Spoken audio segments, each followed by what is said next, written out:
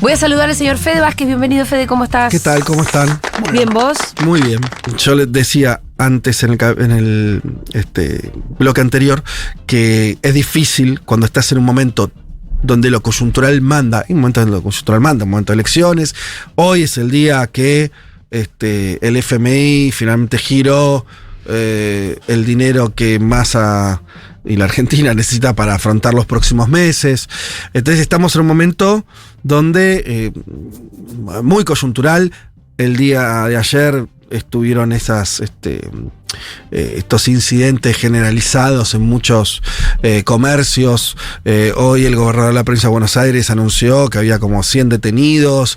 Bueno, entonces estamos en un momento, sí, muy coyuntural. Y entonces por ahí es difícil plantear algo que se corra un poco ahí, pero vamos a intentarlo.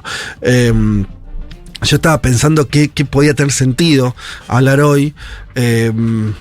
Y por ahí tomando esto que ustedes dicen, que pensando en la gente que más escucha esta radio, que puede ver este contenido en YouTube, me parece que hay una sensación generalizada de por ahí, o nerviosismo o cierta angustia o incertidumbre, que es una palabra que se usa mucho ahora, ¿no? Como esta idea de no poder ver hacia el futuro qué es lo que va a pasar. Por supuesto no tengo la respuesta de qué es lo que va a pasar. Yo vuelvo siempre a tratar de pensar la política en dos planos. Hay un plano que es el plano de donde están las decisiones de los dirigentes, donde están las decisiones políticas, donde está el gobierno, ¿no? Y hay otro plano que está vinculado, yo no creo en la separación entre lo social y lo político, pero que existe el otro plano donde la sociedad, a través de sus distintos sectores, su grupo de interés, vivimos en un país donde los que participar en política de distintas maneras es un sector muy grande en comparación a otros países occidentales, es enorme. Entonces creo que ahí hay otro polo y siempre hay que mirar las dos cosas, porque esas dos cosas a veces sintonizan muy bien, a veces están completamente separadas, a veces están como volviendo a los volcanes, en placas tectónicas que friccionan. Siempre creo que igual es una situación creativa. Y siempre me parece que hay que mirar también, sobre todo, más allá de lo que vean los dirigentes. A veces las lecturas políticas que solo ven la cocina, creo que es un mal de los últimos años. Se vio solamente, se puso la lupa casi exclusivamente lo que estaban haciendo o no haciendo los dirigentes, y por ahí nos hicimos menos preguntas sobre lo que estaba ocurriendo en la sociedad. ¿La pandemia no jugó en contra para eso? Muchas cosas jugaron en contra. No, pero pienso en la pandemia en el sentido de que... Sí, claro, sí. En términos de la movilización, de la actividad, del juntarse... Sí, yo creo que es un momento donde hay que, y le estoy pensando ya no en los argentinos, la sociedad en general, sino en este sector que en Argentina es muy grande, de gente que quiere influir en algún grado en el país que vivimos. Es un momento muy importante, por esto que decía Fito, porque venimos de muchos años de cierta inmovilidad. A mí me pareció sintomático. Después se puede discutir si cuánto ayuda o no la selección, eso lo dejo al margen, pero a partir del triunfo de Milei empezaron a haber expresiones, ¿no?, de sectores que empezaron a decir, bueno, algo tenemos que hacer. Qué sé yo, tuvo la marcha del CONICET, ayer mismo una reunión de feministas bastante importante, al menos en la ciudad de Buenos Aires. Bueno, empieza a haber una ebullición. Voy a decir esto como idea general y después la podemos discutir. Que es, hay una cosa que yo registro un poco más larga, que es,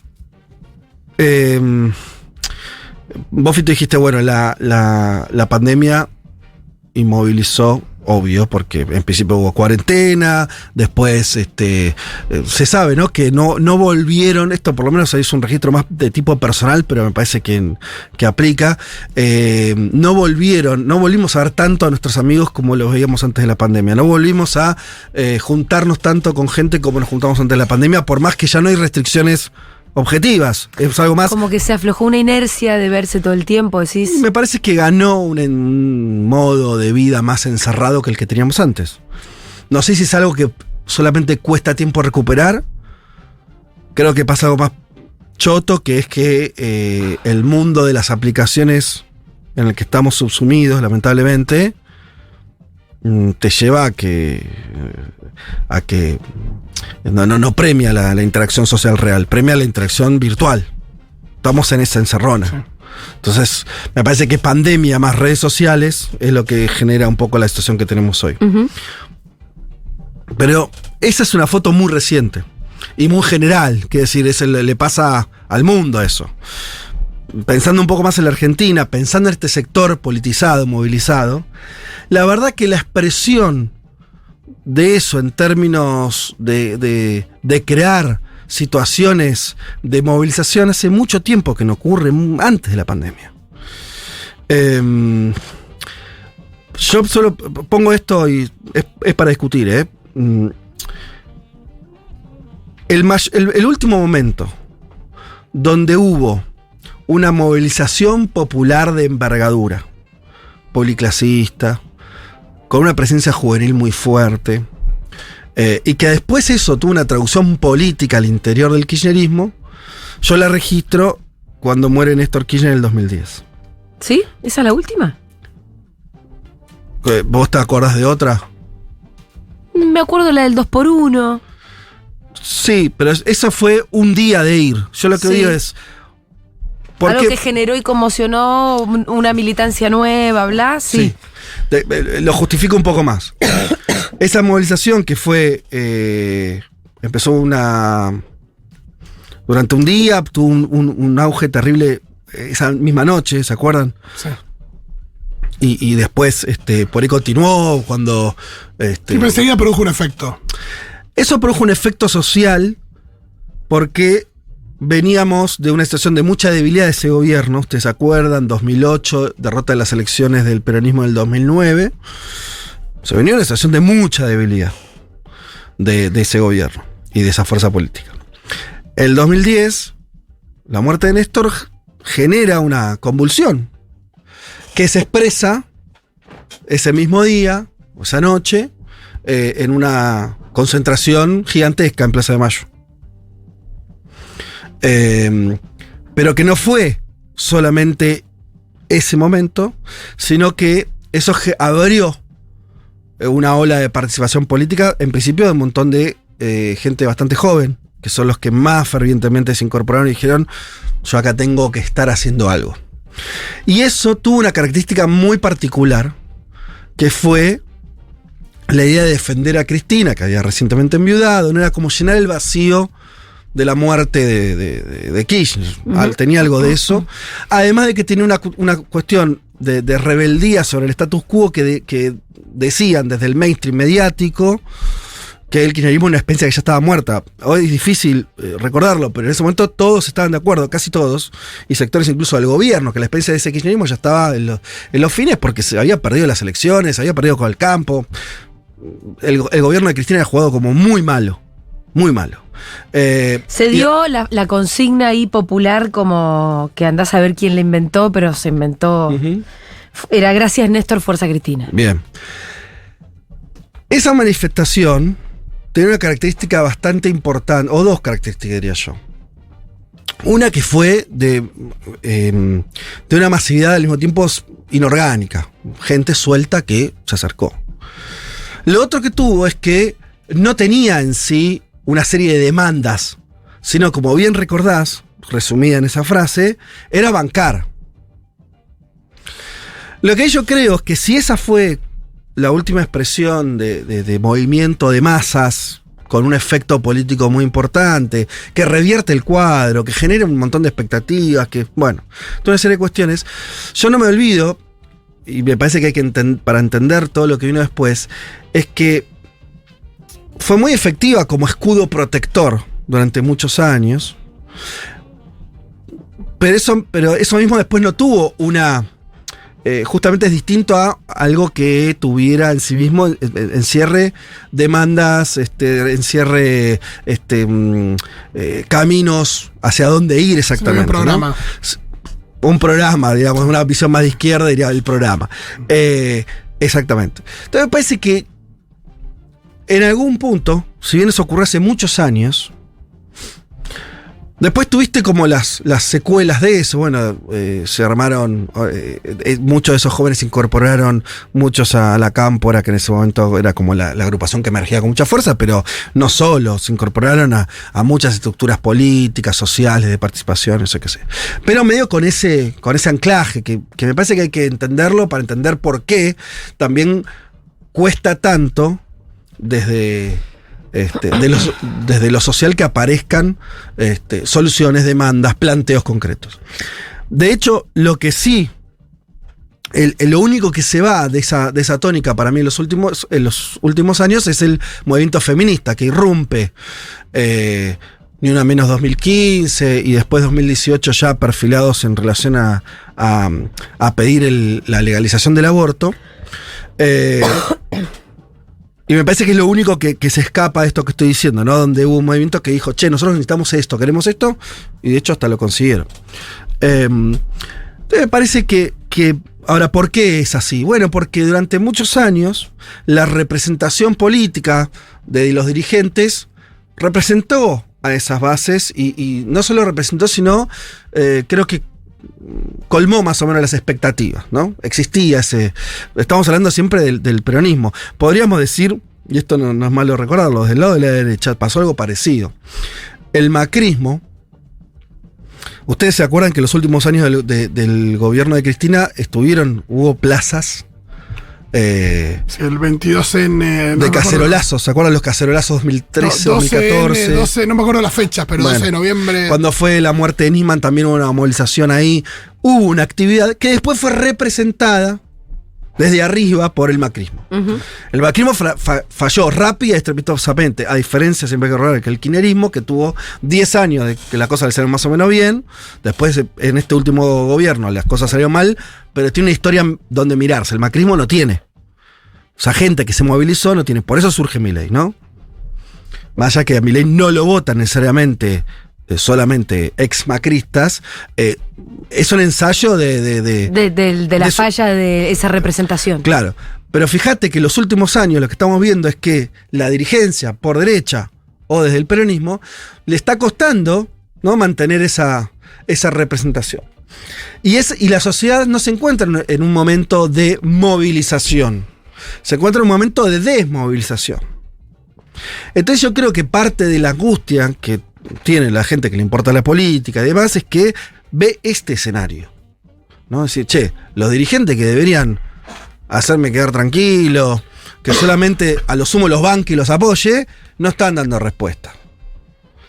Y tampoco es que eso se revierta fácilmente y dice, bueno, listo, entonces yo asumo el mando, salgo a mi casa y hago qué. Bueno, es muy difícil eso. Y además, y esto me parece para tomar nota, esas organizaciones políticas, llámese políticas partidarias o sindicales o sociales, son en general están con niveles de quietud muy alarmantes. Las mismas organizaciones. Claro.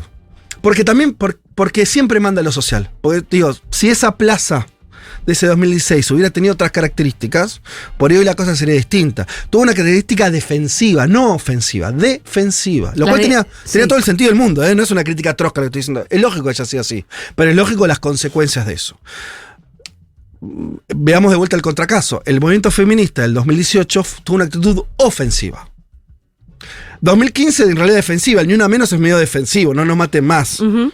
Pero rápidamente el movimiento feminista encuentra una bandera y un objetivo. Hay pocas veces que se encuentra una bandera objetivo que sea una ley, ¿no? Que sea tan claro, además, ¿no? Una ley de 2 artículos. Casi. Una ley de 2 artículos. ¿Cuántas veces una ley de 2 artículos le cambia la vida a la gente y le da un derecho? Sí. Sin gastar guita, además. Son muy pocos los casos. Entonces encontraron un vector donde las mujeres se pudieron organizar rápidamente atrás de un objetivo común. Y lo lograron. Que al mismo tiempo ese pañuelo verde para mí era un significante con muchísimas cosas más adentro, ¿no? Más allá del aborto. Sí. Que después no se pudieron canalizar muy claramente, pero no era solo eso. Pero el objetivo fue ese, el objetivo político, y además lo consiguieron. Por eso hoy es difícil el movimiento feminista encontrar otras banderas, porque no es que son más complejas. Más complejo, lleva tiempo. Sí. Seguramente van a aparecer, finalmente van a ir cristalizando. Ahora hay un montón de situaciones de demandas que hay acumuladas. Por ejemplo, hoy el Congreso quiso derogar la ley de alquileres. La ley de alquileres no llegó a los 2/3 que necesitaba. Ahora esa ley, la ley de alquileres que no está dando respuesta. O sea, va a decir ahí, ¿cuál es la demanda? Ahí la gente no está pudiendo alquilar, pero no está claro cuál es la ley, que el instrumento jurídico que necesitas para solucionar eso. Tampoco tenés en la calle una fuerza social que está diciendo: queremos que, no sé, el Estado nos garantice alquileres asequibles. No está la demanda social organizada. Entonces, yendo a lo que, al objetivo que teníamos al principio de la columna, lo que me parece que dado este contexto, y más allá, parece el dato que puede ser más importante, más allá de cómo salgan las elecciones, obviamente que van a ser escenarios completamente distintos, pero aún si gana Massa, si querés, me parece que viene un momento donde esas organizaciones que vinieron cumpliendo tareas meramente defensivas, las propias personas con inquietudes militantes pero que se limitaban a bancar, como aquella plaza del 2010, a cierta dirigencia, parece que eso ya no alcanza más. Eso no sirve para la etapa que viene. ¿Sirvió hasta ahora? Bueno, ya no sirve más. ¿Por qué? Porque tenés un grave problema donde... y creo que lo que al final termina expresando Milei o el votante de Milei, que es: ¿dónde están nuestras demandas? ¿Cuáles son? ¿Hacia dónde queremos ir? ¿Qué país queremos construir? Pero no en sentido general, un país con justicia social. Bueno, no, dale, está bien, pero ¿cómo? ¿Qué vamos a pedir? ¿Qué vamos a reclamar? ¿Qué queremos construir? Vos tiraste la pregunta a Recalde, pero Recalde la verdad que tiene una vida donde hizo un montón de luchas. No le podemos pedir que piense también los próximos 30 años, lo tenemos que pensar nosotros, que es: ¿qué hacemos con el mundo del trabajo? Ya lo dijimos acá. ¿Qué se hace? ¿Cuál va a ser el reclamo nuestro? Que va a ser bastante distinto. El de ellos ya sabemos cuál es. Quitar derechos, ¿no? Está clarísimo. De este lado no está claro. Ahora, esa tarea, a veces los dirigentes la resuelven, porque viene uno que dice: ¿saben qué? Va por acá, entonces vos apoyás, y a veces eso no está. Hoy es un momento donde eso no está. Entonces, hay dos opciones. O te quedas esperando el momento que de vuelta venga un dirigente y te exprese esa demanda, o yo por lo menos usaría el tiempo, ya que eso puede estar o no, donde, y además aprovechando la politización que todavía existe, que es muy importante, empecemos a discutir esas cosas en los ámbitos que tengamos, porque esa fuerza social en Argentina es determinante. No somos decorado. Yo te dije 2010. ¿Vos te imaginás lo que hubiera sido el final del primer gobierno de Cristina sin esa respuesta social el día que se muere Néstor? No. No hubiera ganado las elecciones por ahí tranquilamente, no sé, hubiera quedado desprotegido. Sí, todas esas decisiones que vinieron después que fueron muy importantes.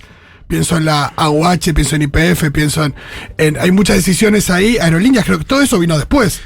Y son decisiones que se toman sabiendo que estaba esa plaza, estaba esa banca, ¿no? Exacto, siempre lo social manda. Así como la derecha no se podría haber organizado sin su 2008. Uh-huh. No podrían haber organizado políticamente como lo hicieron sin esa respuesta social en defensa de los intereses del campo. De hecho, la dolarización de hoy es hija de eso, ¿eh? Si vos a ver, ¿a quién le conviene dolarizar en la Argentina rápido? A los exportadores. A eso seguro, ¿no?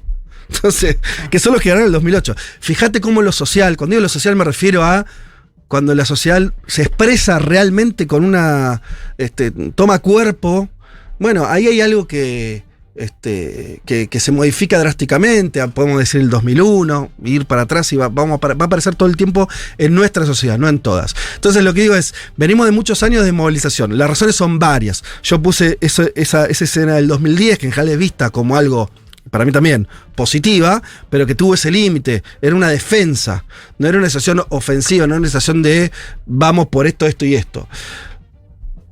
En esta situación, más de 10 años después, me parece que, y de vuelta, venimos de una semana donde se atacó mucho al feminismo como si fuera responsable de los problemas de este gobierno. Es una cosa insólita, pero bueno, lo digo porque se expresa mucho. Sí. Entonces, mirá, echarle la culpa al único movimiento que puso un montón de gente en la calle, aún en una situación de desmovilización general, encima consigue sus objetivos. Que mejora, le mejora la vida a la gente. Y cambiando muchas voluntades también, muchas conciencias. Exacto. Ahí justo, seguro el problema ahí no está. Eso seguro que no está. Eso, buscarlo en otro lado, ahí no tiene sentido. Pero lo que digo es, me parece que vamos hacia una etapa donde más allá de cómo se den los resultados electorales, ojalá no gane la ultraderecha, y vas a un escenario mejor si no gana la ultraderecha también, para que las demandas que nosotros queremos se expresen más y podamos tener un ámbito de mayor permeabilidad. Pero como se den, me parece que hay que volver a revisar el pulso, la salud social.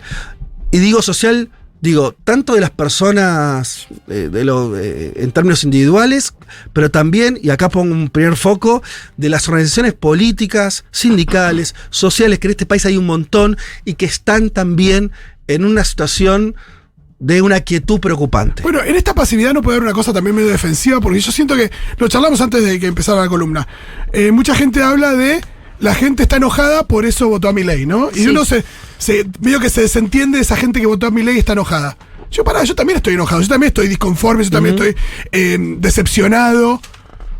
Evidentemente yo creo que la salida es por otro lado. Pero hay una cosa de a veces, para contraponerse con alguien que está enojado y votó a Milei, parecería que uno tuviera que estar conforme y no enojado, y defendiendo algo que es medio indefendible. O la otra parte de eso es decir, o porque estoy enojado, entonces cualquier cosa justifica cualquier cosa que yo pueda hacer. No, por supuesto. Sí, que incluso como si el enojo justificara la hay una inacción de la idea de decir, bueno, eso no es, entonces no hay que estar enojado, bueno, por ahí hay que canalizarlo por otro lado y por ahí hay que reclamar justamente qué es lo que sentimos que la gente se merece, pero a las personas en las que nosotros ponemos nuestro voto o apoyamos o lo que sea. Sí, yo discutiría un poco la idea del enojado, ¿viste? Que vivimos en una era de simplificación periodística, sí. Pero cuando digo periodística te le estoy agrandando la ropa. Es una simplificación de memes, no sé. Yo tampoco veo que exactamente sea enojo, sino es, la verdad que fueron años donde estos últimos, ya lo dijimos varias veces, Ayat le pone esa fecha de las últimas crisis, pueden ser 10, 8, 6 años. Dice 7, 8. Es mucho. Sí. Donde siempre la perspectiva fue que estuviste un poquito peor, ¿no? Casi te diría que la gente se fue acostumbrando también a estar un poco peor hasta que alguien expresa un poco esa cuestión, que más que enojo también es alguien que proponga una salida. Las sociedades siempre buscan salidas. Sí. El tema, volviendo a lo que decías, yo estoy completamente de acuerdo, no salimos de vuelta con esa receta de banquemos lo que hay. Claro, eso. Porque lo que hay es muy malo. Lo que hay no sirve para nada. Eso iba, exactamente. Lo que hay no sirve para nada. En términos políticos, no sirve para nada. Bueno, eso es muy desmovilizante al final. ¿Qué cosa? Bancar lo que hay cuando es malo. Exacto. Entonces, por eso digo, si los dirigentes están... Y hasta, mira, me pongo también piadoso, que si los dirigentes están...